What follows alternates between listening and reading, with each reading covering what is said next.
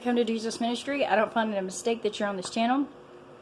And today, as I was getting ready for the morning, I had a thought come to me, and I looked it up to make sure that it was the Lord and that was biblical, which I know His voice. He speaks gentle with us at times and other times firm. It just depends. Like recently, the Lord had let me know something that I can't share is between me and Him. And it was very firm. It was like, you can't do that because of this. This is why. Because He hadn't given me permission to do something. And I was like, but I want to. And I was getting all prepped up and ready and excited to do this. But He's like, no. So I couldn't do it. Because I am His child. I have to listen. I'm sure you've all been in similar situations. Okay, today a thought came to me. A thought that came, which was be slow to judge and quick to listen. Be slow to judge, quick to listen. Okay. We're going to James chapter 1, verse 19. I'll read King James Version and then the Amplified. Wherefore, my beloved brethren, let every man be swift to hear, which means quick, slow to speak, and slow to wrath. Now, the Amplified says, understand this, my beloved brethren, let every man be quick to hear, a ready listener, slow to speak, slow to take offense, and to get angry. I'll be honest, there is times that I have to work on this area. I'm being honest with you. If we ever say that we don't have a problem with something, we got to be truthful with each other, and sometimes people consider that vulnerable. I consider being open and blunt like that not a vulnerability, but a gift from God, because God will help you through it. I consider it a gift to be able to be honest, because in these times especially, you need to be honest to help each other. Now, with that being said, what I get out of that is God saying to listen, which would be quick to listen. That would be the second part of the game. Quick to listen. So be quick to listen. Slow to speak, and slow to take offense and to get angry. We definitely need to be careful not to get angry immediately. Someone may say something and you may not understand what they're saying. First, don't take the conversation or the word out of context. Second, pay attention to what they're saying. Thirdly, listen to them so you know what they mean. And sometimes you can't always listen versus what you're writing. So let them respond or ask God what they meant or what they're referring to. So if we will let the Holy Spirit guide us, we will not fall in this error. But when we get in the flesh, we continually fall in it. So the next verse we're going to go to is going to be Luke 6 and 37. Luke chapter 6, verse 37. And again, this being said, we're going to do it in the King James Version and the Amplified. Judge not, and this is Jesus talking, this is rather others. Judge not, and ye shall not be judged. Condemn not, and ye shall not be condemned. Forgive, and ye shall be forgiven. Let's go to the Amplified. Judge not, neither pronouncing judgment nor subjecting to censure, and you will not be judged. Do not condemn and pronounce guilty. Don't be judgmental. And you will not be condemned and pronounced guilty. Acquit, adequate, and forgive, and release. Give up resentment. Let it drop. So just drop it. And you will be acquitted and forgiven and released. So if you let it go, they're going to let it go. You're going to be forgiven. They're going to be forgiven.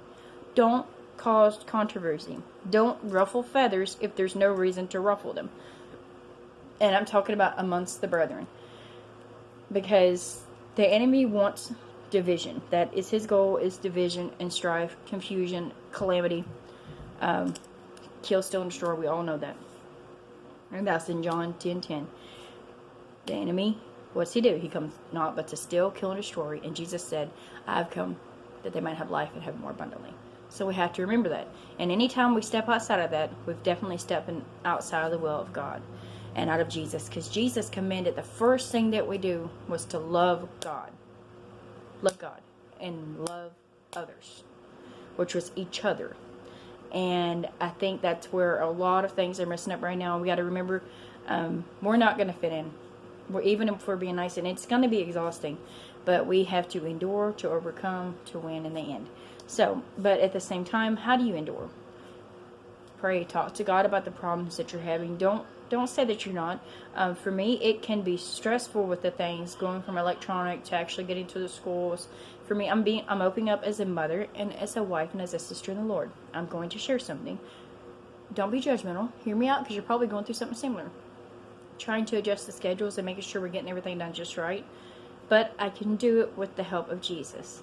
I can do all things through Christ who strengthens me. Remember that. So, with that being said, I want you to remember, this is what came. Be slow to judge, quick to listen. And this is a reminder from the Lord, because there's a lot of people that's going to come in and they're going to need our support. They're going to need our prayers. They're going to need our understanding. They're going to need the kindness of Jesus. They're going to need to see the love of God in us. If they can't see that, how in the world can they get to Him? Through us leading them. Well, yes, God draws them in to Jesus, and Jesus saves them. But we're supposed to throw that hook out and bring them in. We're supposed to be fishers of men and women. We're supposed to draw them into Jesus. We can't always be judging everybody. Where were you at before you got saved? Where were you at before you repented and truly trusted in Jesus Christ? That's what we have to remember. And sometimes that's hard. Sometimes that's easy. It just depends on the person. Every case is different, and every case is unique. Remember that. Every case is different. Every case is unique. And like I said, the main thing today, be slow to judge, quick to listen. That's okay. I want to leave something just with you guys for y'all to think about and pray about. I don't know when, but there will be a video. It's going to be called Collected. And the reason why it's going to be called that is all the stuff that God had revealed to me within this time frame of things that had happened. And I'm discussing my feelings on it as well, and people's reactions, and it will be calling things out and also speaking good things in. So y'all just pray and be ready for the next thing God has. And if God has shared anything with you, be ready to share it. Just remember that not every dream is from God, and not every dream is from the devil. And there's 3 sources of dreams and visions: yourself, God, and the devil. You have to discern. So ask God for His wisdom and His discernment, and only God can reveal the truth of the dream to you anyways. But be careful not to think that you're the only one that can get it. Okay? God can speak to each of us the way He sees fit. So don't start getting haughty and disrespectful. Love each other. Be good to each other. Stop judging each other. Quit being so quick to speak. Slow down. Slow down with that. And I am times very guilty for that. Many times. Even within the past year. Not that anyone's done anything, but sometimes I step outside of the Spirit. I say, you know what? This is really getting on my nerves. And that's when I fail. And that's when I have to go ask God to forgive me, recollect myself, pick myself up through Jesus, Him alone, and start walking again. Because you're going to have hard times, but He will never leave you or forsake you. And that being said, I'm going to leave you with one of my favorite scriptures. Jeremiah chapter 29, verse 11. For I know the plans I have for you, declares the Lord. Plans to prosper you and not to harm you. Plans to give you hope and a future.